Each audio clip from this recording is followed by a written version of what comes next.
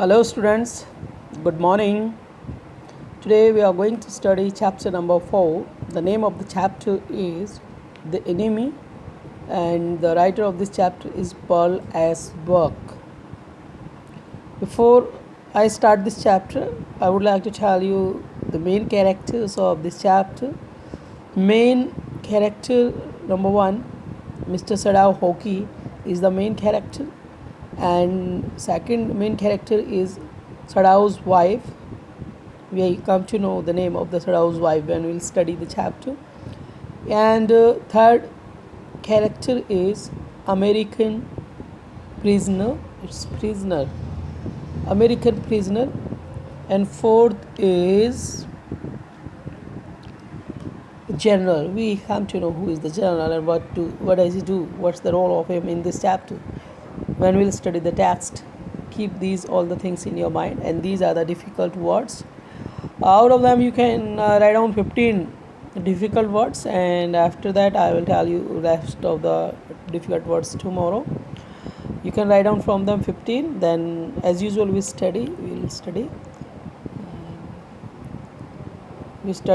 chapter now. Before you read, it is the time of World War, यानी कि जब story लिखी गई तो वर्ल्ड वॉर का समय था.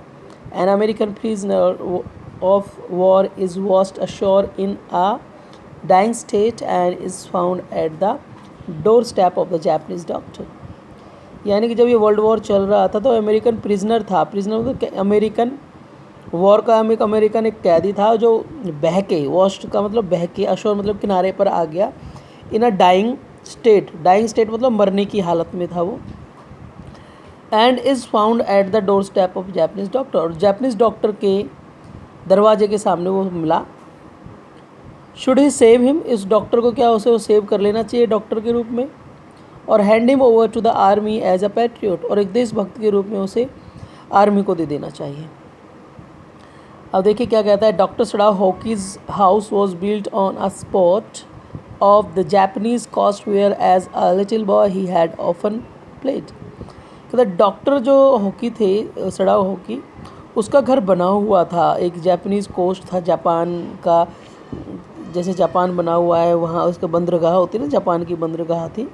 उस बंदरगाह पर एक जगह पे उसका घर बना हुआ था, वेयर एज अ जहाँ जिस घर पर वो बच्चे के रूप में खेला करता था जब वो छोटा बच्चा था.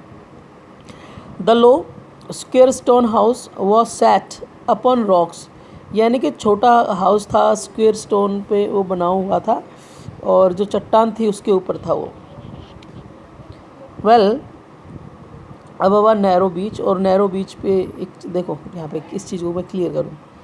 नैरो बीच था, समुद्र का बीच था, वहाँ पे पत्थरों की एक चट्टान थी, छोटी सी, थोड़ी सी ऊपर ऊंची थी, उसके ऊपर उसका घर बना हुआ था स्क्वायर टाइप में. और उस बीच पे क्या था, आउटलाइन विद बैंट पाइन्स. पाइन्स के पेड़ भी थे. पाइन्स क्या होते हैं, ट्री होते हैं, ट्री के पेड़ भी थे वहाँ पे. फिर कहता as a boy Sadao had climbed the pines sporting himself on the bare feet. जब वो सडाओ लड़का था, छोटा लड़का था, तो वो जो पाइन के ट्रीज़ थे उन पाइन के ट्रीज़ पे वो चढ़ता था. Sporting himself on his bare feet, अपने नंगे पैरों से स्पोर्ट लगाकर.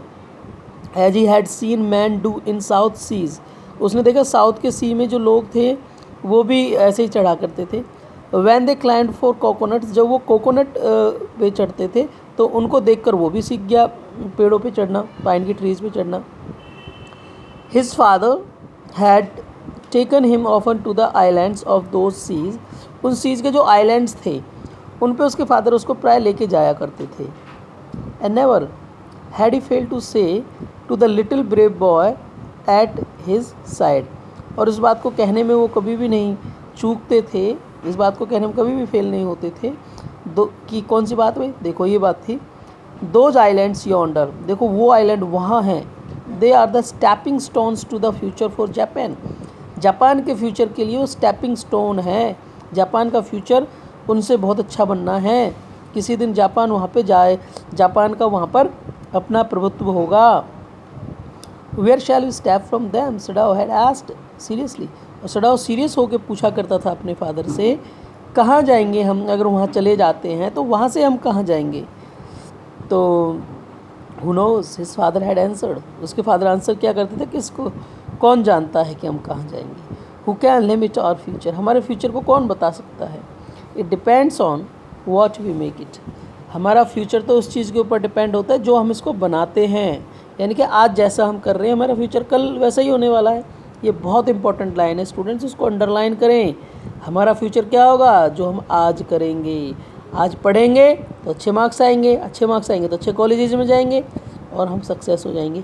आज नहीं पढ़ेंगे, मस्ती करेंगे तो मस्ती रह जाएंगे, जीवन में कभी कामयाब नहीं हो पाएंगे, है ना। इसलिए बी सीरियस। फिर वो आगे कहता है, Sadao had taken this into his mind as he did everything his father said.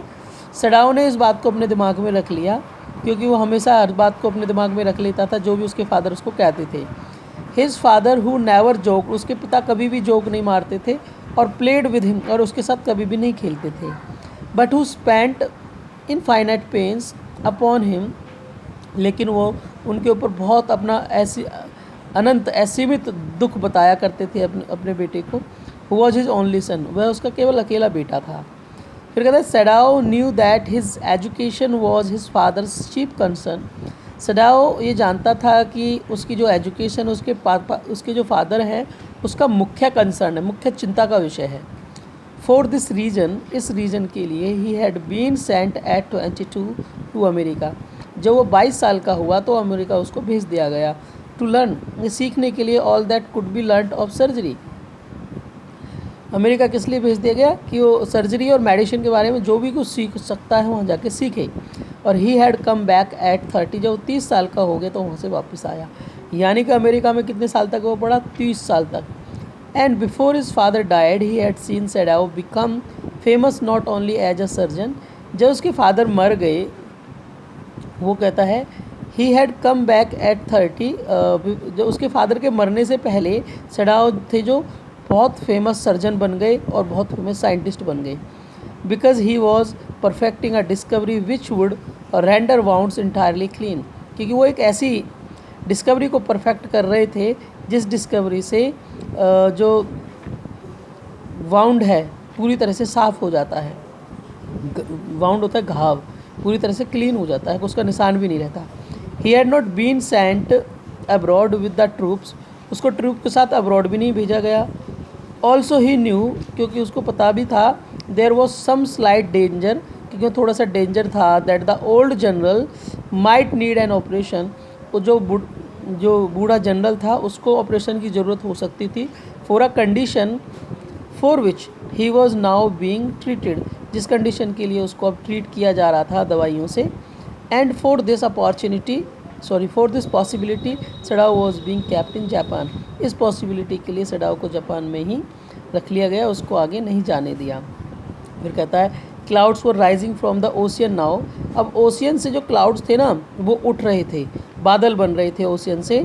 The unexpected warmth of the past few days had at night drawn heavy fog from the cold waves, यानी कि बहुत सारी गर्मी बन गई थी। जब बहुत सारी गर्मी बन गई थी तो गर्मी की वजह से समुद्र का जो पानी था उसमें से भाप उठने लगी, और उससे क्या बन गया, कोल्ड वेव्स भी आ रही थी, और इधर से गर्मी थी, कोल्ड वेव्स थी, गर्मी थी, नीचे से समुद्र के पानी से भाप बनी और उससे फॉग बन गया। फिर फॉग में धुंध बन गई।